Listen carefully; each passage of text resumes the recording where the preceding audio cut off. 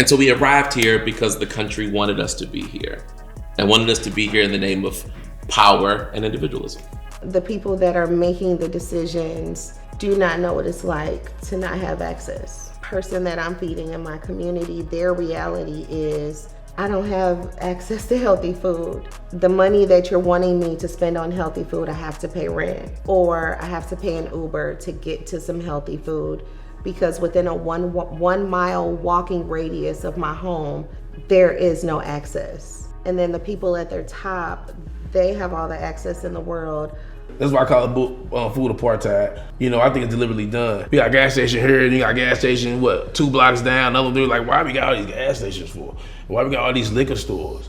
Like, that wouldn't be allowed out in the suburbs. Like, I would never understand why some policymakers, some business leaders, some community leaders even think that that is the way to go, to just put together a box of food and hope that people like something from it and appreciate it. We have to have that sense of urgency around these communities that are struggling, whether it be through a food apartheid or environmental racism.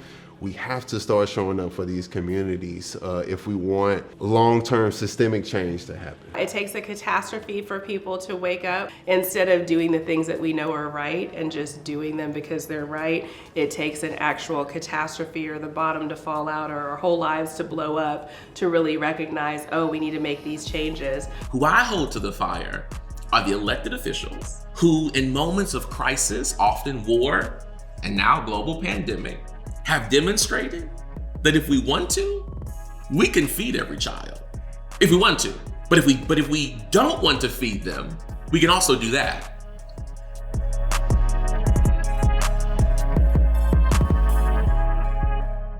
Welcome back to the Food for All podcast. I'm Sara Banura, and this is Leah Lee. Leah Lee. Leah is with Growing Food, Growing People. All right, growing food, growing people. What do you grow? Produce, vegetables, herbs. My favorite thing to grow is okra.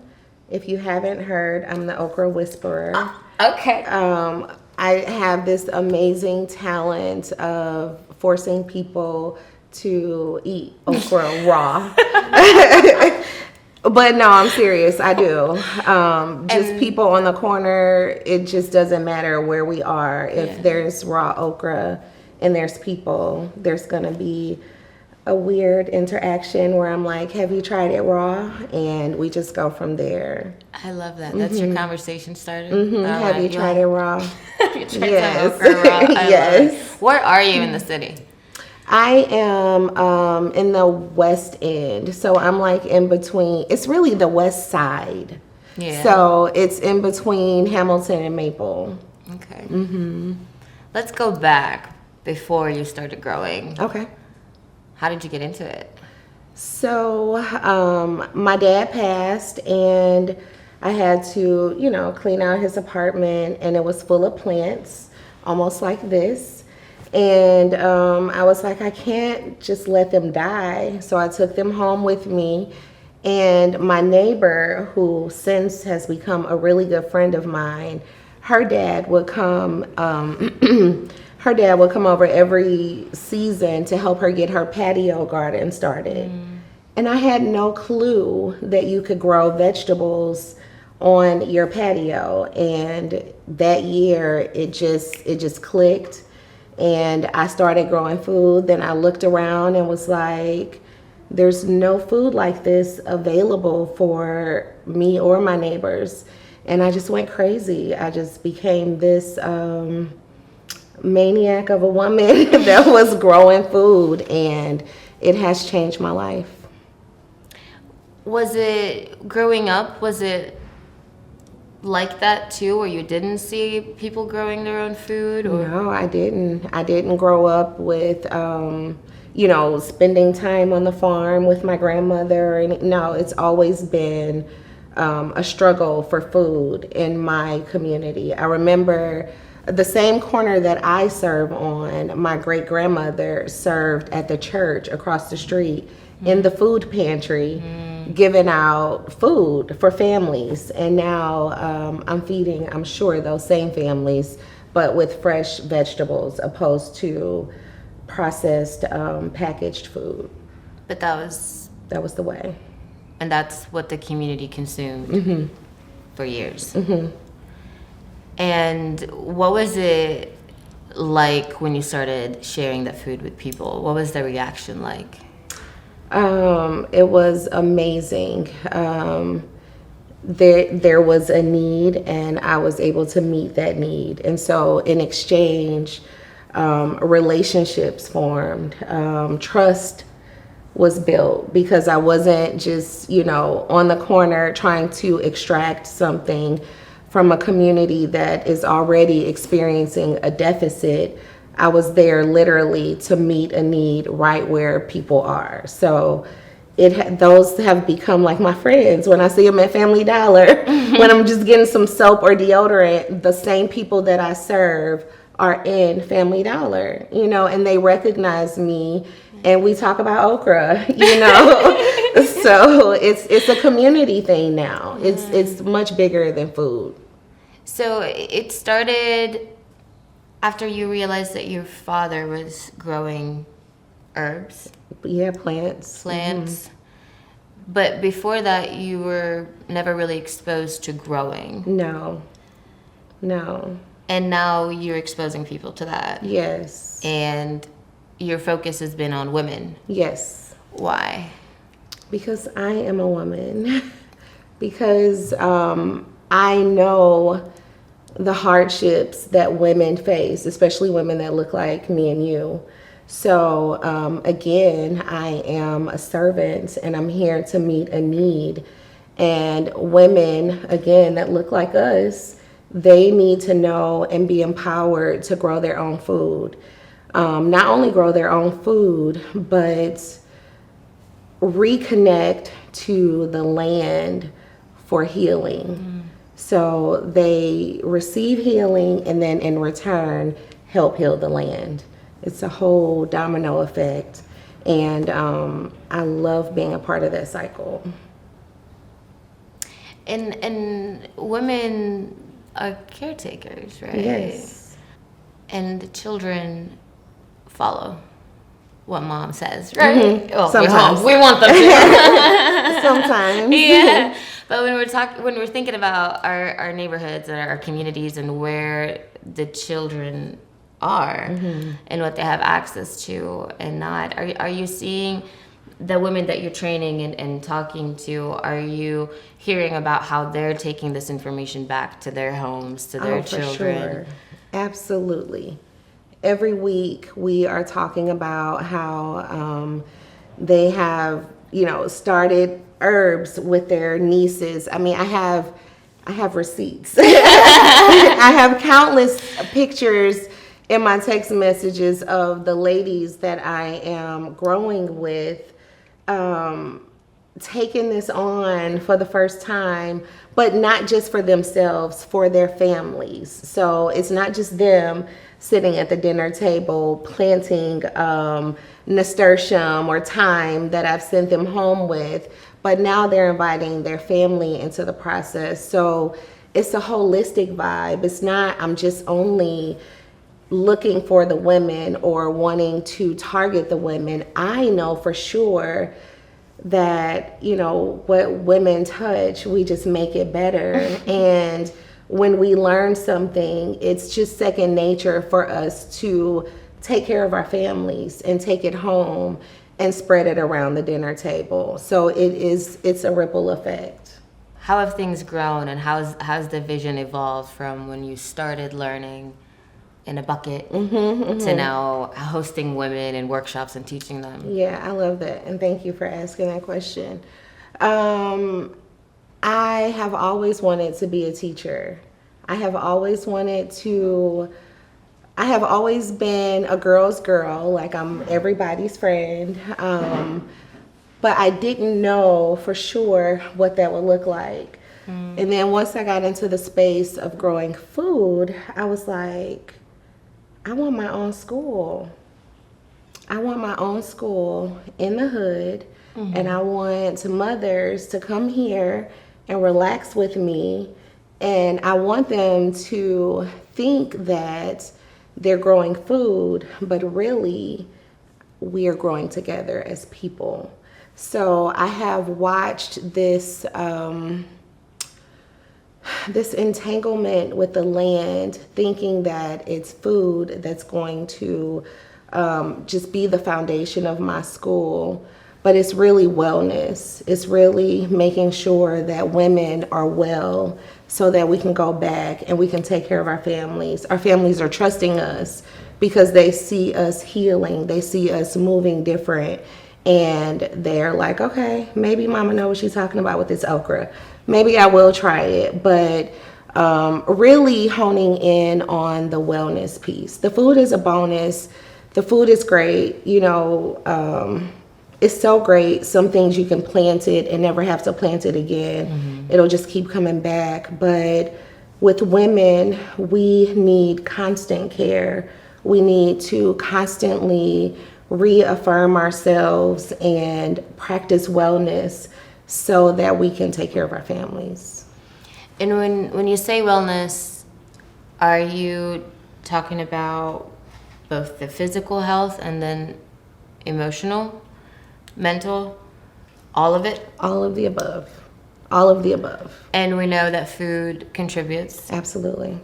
Do you have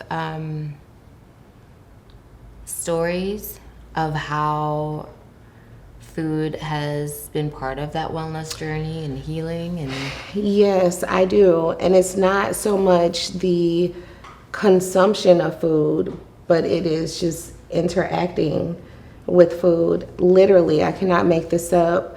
So I had a friend reach out to me yesterday, and she asked me what I was doing. I told her I was getting dirty. She wanted to come get dirty too. We got real dirty. And today she called me and she was like, I just wanted to let you know that yesterday was a real hard day for me. I was contemplating suicide. And this is one of my strong friends. She's a mother. She is successful. She's beautiful. If on the outside looking in, you would think she has it all together. And she was contemplating suicide. And my space was a space of solace for her. And it was a space of peace. And I would like to think it was because I was there, but no, it was because she knew that there was access to the land and there was access to the soil. And she's been working with me for the last couple of weeks on the farm, and she knows what it feels like when she gets her hands dirty. It's not just getting your hands dirty, or it's not just planting plants or food. There's really something going on in the soil, and I know what it is. But I don't want to get technical, but there is something being released in the soil that works well with our body, that forces our body to release serotonin. And it does allow us to, creep into that happy space. So it is important for women to have a place of refuge, to have a place to go and sit and just get dirty. Just to relieve the stress of life. how did it make you feel when she called you and told you? I was extremely grateful. It was confirmation for me that I am doing the right thing, that I am providing a safe space for women. It was just confirmation, and it forces me to go even harder to make sure that my space doesn't become a space that is just commercialized, or I just, no, this is a sacred space. This is sacred ground, and I am extremely intentional about how I move about that space and who I allow to be in that space. I've been in St. Louis for 11 years now. But my first few years here were difficult. Culture shock, right? That's language, that's system, that's figuring out where to go to get what I need and how to get there, right? And life is just life, and eventually I fell into deep depression, and food became a coping mechanism for me. And the way it's made, I wanted more, right? It's addictive and it's comforting. And it's also kind of sad because then you start hating what you're eating and hating yourself for doing it. And we see it all the time with young people. You go in school, you're constantly judged for how you look, right? Or I mean, I experienced that in my household. So how do we get to the point to heal that relationship with our food internally, and then use food as medicine instead of a Band-Aid on the trauma? How you're teaching women, you're talking to them, you're having these conversations. How do we get there? How do we replicate that and change our mindset so we are growing and healing? I think it's just a reintroduction to food, because a lot of people, especially in my community, their first interaction with vegetables was out of a can. And we know that that is not how vegetables taste. It's just not. So I think it's a reintroduction to food, as well as being okay with telling your story around food. When we met last week and Nick talked about the trauma with food, and grown people are afraid to try raw okra because of the slime. So it's just a reintroduction and just a different story. Let's talk about how okra got here, or let's talk about, maybe you didn't like it when your mother was cooking it 5 years ago because it was from Family Dollar and it was in a can, but let you try it straight out the ground or straight off of the stalk, so just reintroducing people to vegetables or to a healthier way of eating, and then changing the story. I think, my nieces, their idea of what a raspberry tastes like is raspberry flavored candy. A raspberry does not taste like that. And so they don't want it. Yeah. Have you seen kids kind of be like, oh, okay, that's whatever? Absolutely. Yeah. They don't want it from a family, but a stranger, me, I'm just magical. I can really get children to, because the thing about children is they want to know. They want to know where their food comes from.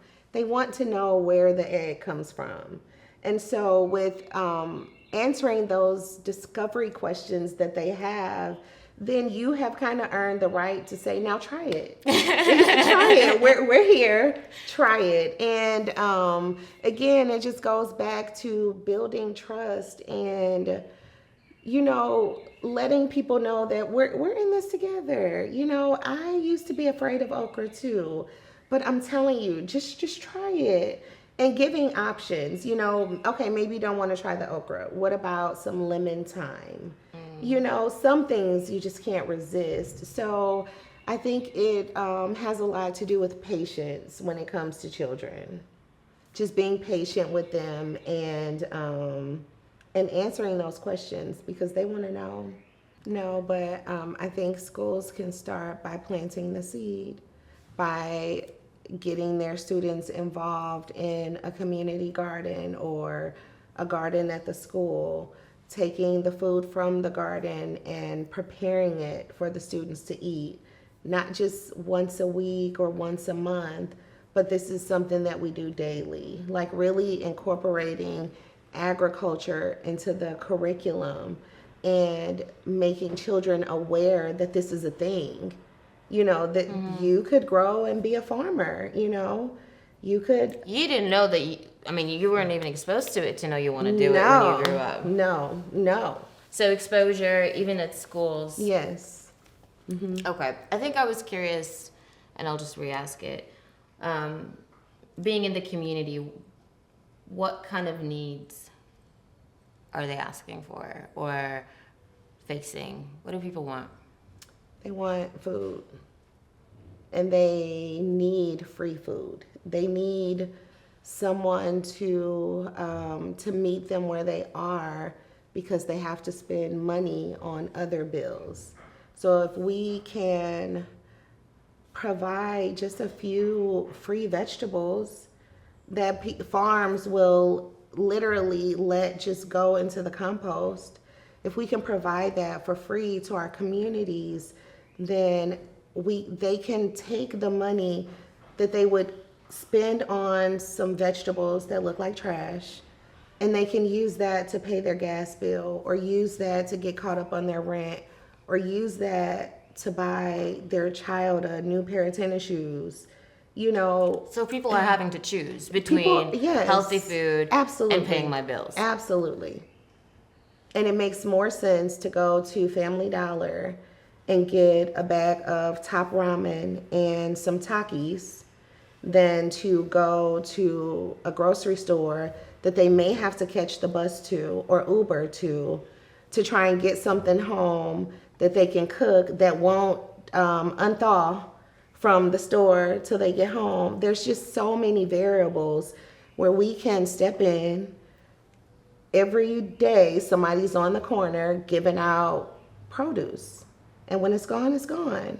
But while it's here, let us meet a need for you.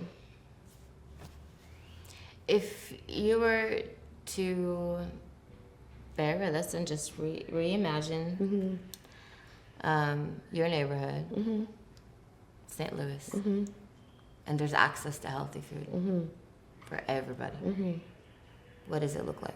It's peaceful. It's green. People are walking. People are walking and eating, eating, and talking, or just standing and eating and talking. But people are being fed. I don't know about you, but when I'm hungry, I'm pissed off. Like, get me some food. And then we can do everything else. So imagine existing and you're hungry and all you're eating is hot fries and a Pepsi. You are all discombobulated on the inside. You don't know left from right. But if that's available for you and somebody is standing here telling you, here's what you can do with this, go home and do XYZ, and you go home and do it, and it's good, we've solved some problems. People are acting crazy because they're hungry. They're hungry. These children aren't performing in school because they're hungry. Their moms don't have time to make all of these different meals because they're working multiple jobs. They're barely home for the children. But if I'm on the corner and I have a bag of lettuce and I have some herbs and some onions, and Keisha is walking home from school and she see me out on the corner, she can get this bag and she can go home and eat a salad until mom gets home. For free. What happens to hungry kids when they grow up? They grow, well, it depends. Some of them grow up and want to fix the system. Some of them grow up and it's like, I will never be hungry again. And they look for people like me or New Roots or Hayru Urban Farming. Some grow up and they are like, people don't care about me. No one cares about me. No one gave me, they'll go to another neighborhood and see what those children are eating. And they'll be like, well, damn, no one gave me that. No one cares about me. And so they grow up with all this trauma thinking that no one cares about them. And then they're out here making bad decisions, but when you present somebody a beautiful meal or a nice bag of potatoes or tomatoes, that they can eat off of, they're like, dang, you thought about me. You want me to eat. That's huge. If you bring me something to eat, I'll be like, Sada brought me something to eat. She cared about my well-being. But you just let these children walk past you all day and they're hungry. What do they eat for breakfast, lunch, and dinner? They probably do not eat breakfast. And if they do, it's probably a bag of hot fries or Takis, or maybe like a pancake on a stick or something like that. Something that's really quick and easy because mom is probably already gone to work.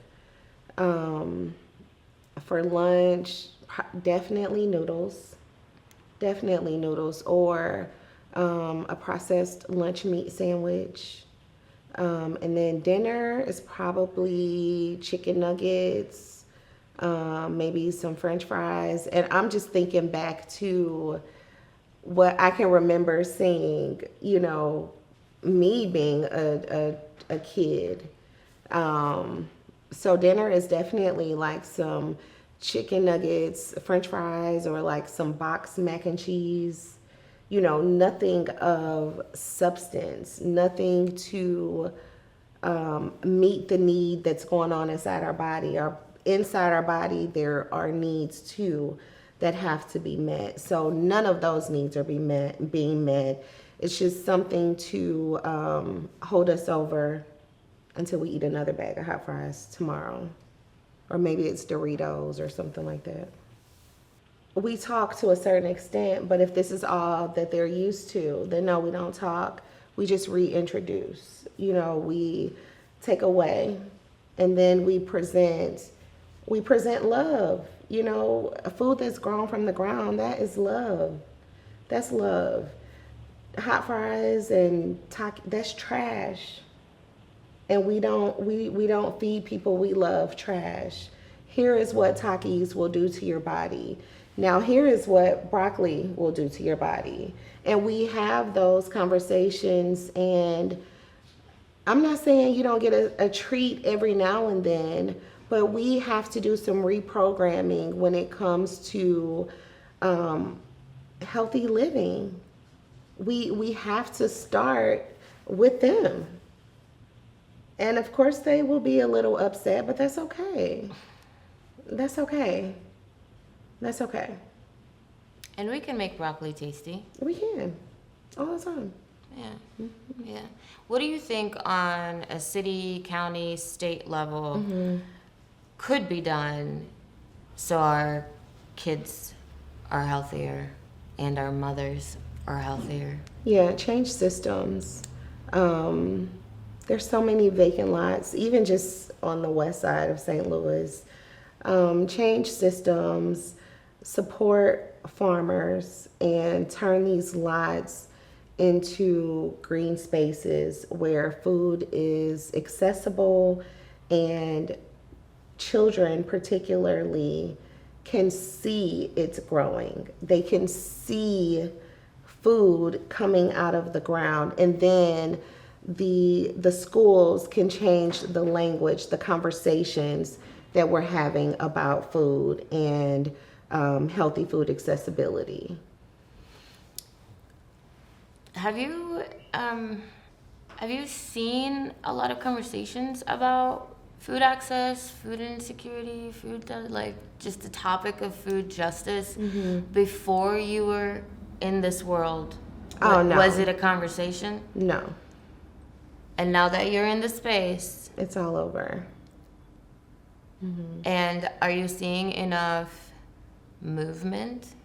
No. Okay. No. We can absolutely do more. We can do more. We as in All of us. All of us, just with daily decisions that we're making, people that we're supporting, people that we're not supporting, reaching out to alderpersons and legislators and talking about the need for these vacant lots to not exist and to be replaced as green spaces where food is available for free. We're throwing away so much food anyway. Every day. What do you think is missing between the people who are making the decisions Mm-hmm. and the people who need to eat? This disconnect, again, this gap. The people that are making the decisions do not know what it's like to not have access. They don't know. They don't know what it's like to not have healthy food to eat. So the disconnect is the reality that each person is experiencing. The person that I'm feeding in my community, their reality is, I don't have access to healthy food. The money that you're wanting me to spend on healthy food, I have to pay rent, or I have to pay an Uber to get to some healthy food, because within a 1 mile walking radius of my home, there is no access. And then the people at their top, they have all the access in the world, all the beautiful food, and they're like, what are you talking about? There's beautiful food everywhere. So that is the disconnect. How can we bring that gap a little? How can we shrink it a little bit? Having these conversations all the time, and people at the top joining in on these conversations, and not experiencing, because they just wouldn't have to experience the deficit, but getting close up, building a relationship with someone that does not have what they have.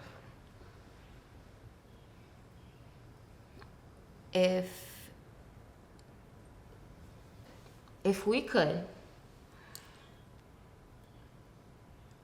get you in a room with a lawmaker, how would you tell them? No. Listen here. I'm telling, this is the question, and it's ridiculous. Please convince people that children need to eat. Right. I was thinking maybe busing my community to the meeting too, and being like, don't they look like nice people? Don't they look like people that you could hug or love? Don't you want to feed them? Like, do you want to really see them just die from the inside out because they feel like they're not seen, or people don't care about them because all they have is trash to choose from?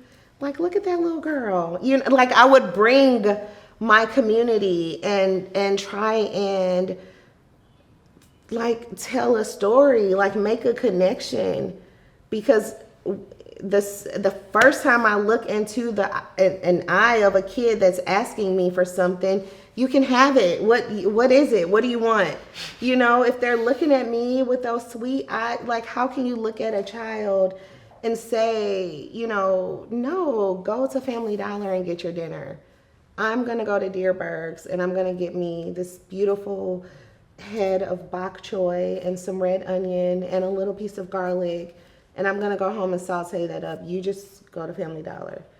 I don't see that happening. So the two need to meet, and stories need to be, like, people need to be seen as people.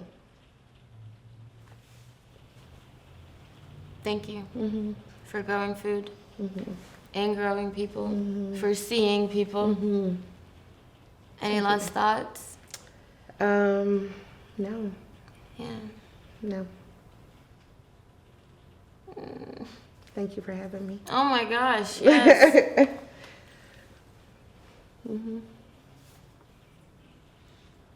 I think you and I need to go to DC or something. Let's go. October, And bring a whole after bus with October. Yes, let's go.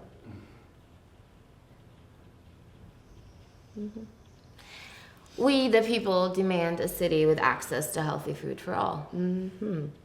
Yeah? We do. We do. And we deserve it. Thank you. I appreciate you. Yes, of course.